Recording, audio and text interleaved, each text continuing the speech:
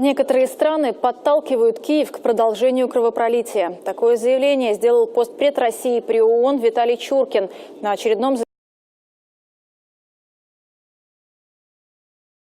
заседании Совета Безопасности. Главная ответственность за предотвращение конфликтов лежит на самих государствах.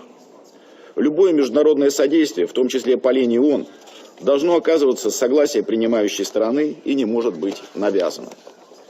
Сегодня большинство кризисов носит внутригосударственный характер.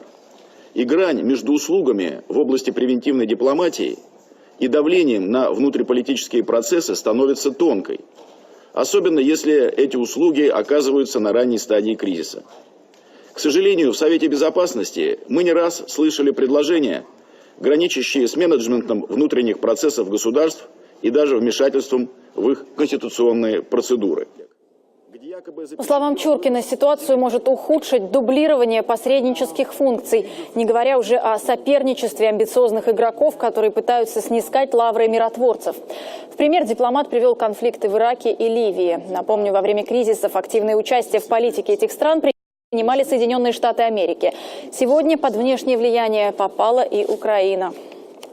Были позабыты договоренности от 21 февраля и Женевское заявление. Проигнорирована дорожная карта, предложенная действующим председателем ОБСЕ. А ведь все эти документы имели реальный потенциал урегулирования политического кризиса до стадии его перерастания в вооруженный конфликт.